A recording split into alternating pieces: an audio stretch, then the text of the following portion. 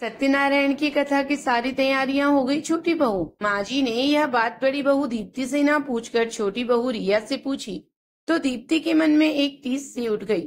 हर बात रिया से ही पूछ लो, खाने में कब क्या बनेगा, घर में क्या राशन आएगा। मैं तो जैसे इस घर में कुछ हूं ही नहीं। डाइनिंग साफ करती हुई दीप्ति का यह बड़बड़ाना, पास ही अखबार पढ़ते कैलाश ये सुन रहे थे। कुछ देर बाद वो दीप्ति से बोले, क्या हुआ दीप्ति, तुम्हारा मूड आज कुछ उखड़ा हुआ है। नहीं बाबूजी, ऐसा कुछ नहीं है। दीप्ति ने यह कहकर बात टालनी चाही, मगर कैलाश जी की अनुभवी आंखों से वह बच न सकी। देखो बड़ी बहू, तुम अपना गुस्सा मन में दबाकर रखोगी तो वह आगे और बढ़ जाएगा। इसलिए तुम्हारे मन में जिस बात को लेकर गुस्सा है वह कह दो। अपने ससुर जी की यह मधुर वाक्य सुन उसके मन का सारा गुबार शब्दों में फूट पड़ा। बाबूजी, आप लोग छोटी को स्नेह दें, सम्मान दें, इससे मुझे कोई परेशानी नहीं, लेकिन अगर मेरे सारे अधिकार ही उसे दे दे तो। यह कहती हुई दीप्ति की आंखें सजल हो गई। तभी उसकी सासू माँ यानी सरला जी वहां आ गई। दीप्ति की सजल आंखें देख वो कुछ समझ नहीं पाई। वे कुछ पूछती उसके पहले ही कैलाशी उनके प्रश्नों के उत्तर में बोल पड़े। सरला जी, जो पहले आपकी मनोदशा थी वही आज बड़ी बहू की मनोदशा है।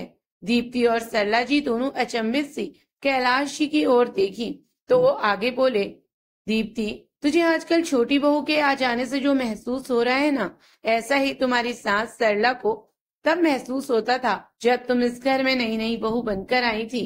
तब ये हमेशा मेरे सामने मुंह फुलाकर एक ही बात बोलती रहती थी कि मेरे तो सारे अधिकार दीप्ति ने छीन लिए। अब तो घर में सब उसकी मर्जी से ही होता है। उनकी इस बात पर सरला जी हंसती हुई बोली, अरे आप भी क्या बीती बात लेकर बैठ जाते हैं। किसी भी नए रिश्ते के आने से हमारे अधिकार नहीं छिना करते, बल्कि हमारी जिम्मेदारियां कम हो जाती हैं। मुझे यह बात कुछ देर बाद समझ में आई, मगर आ गई। अब जाओ दीप्ति, तुम पूजा की सामग्री जाकर देख लो। रिया बहू थोड़ा तुम्हारी जैसी अनुभवी नहीं है, तुम सालों से घर की सारी पूजा होते देख रही हो। दीप्ति मुस्कुराती हुई वहां से चल दी।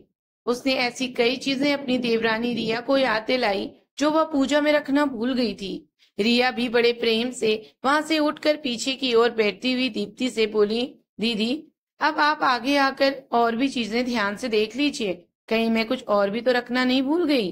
देवरानी के इस विनम्र आग्रह ने उसे भीतर तक स्नेह से भिगो दिया। घर के बाकी लोगों के साथ पीछे पीछे सरला जी और कैलाश जी भी आ गए और सरला जी ने भी पूजा की सामग्री में ऐसी दो चार चीजें याद दिला दी जो उनकी दोनों बहुएं रखना भूल गई थी।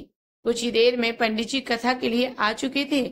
वे कथा की सारी उत्तम व्यवस्था देखकर कैलाश जी की प्रशंसा करने लगे तो कैलाश जी पंडित जी से बोले, हमारे घर की सारी जिम्मेदारियां 3 जिम्मेदार और समझदार नारियों ने ले रखी है, तभी तो हमारे घर में हर चीज की तैयारी पूरी पुख्ता तरीके से होती है। अपने ससुर जी और पंडित जी की बातें सुनकर दीप्ति आज अपने छोटे बड़े हर रिश्ते पर गर्व का अनुभव कर रही थी। उसे वाकई में यह लग रहा था कि रिया के आने से उसकी कितनी सारी जिम्मेदारियां कम हो गई हैं। अब दीप्ति को अपने मन में उठे कड़वे भावों पर बड़ा पछतावा हो रहा था। वह समझ गई थी कि नए रिश्तों के आने से जिम्मेदारियां बढ़ती हैं, अधिकार नहीं। तो दोस्तों, कैसी लगी आपको आज की ये कहानी, कमेंट करके हमें जरूर बताएं। अगर आपने अभी तक हमारे चैनल को सब्सक्राइब नहीं किया तो प्लीज चैनल को सब्सक्राइब करें। कहानी पूरी सुनने के लिए आप सभी का दिल से धन्यवाद।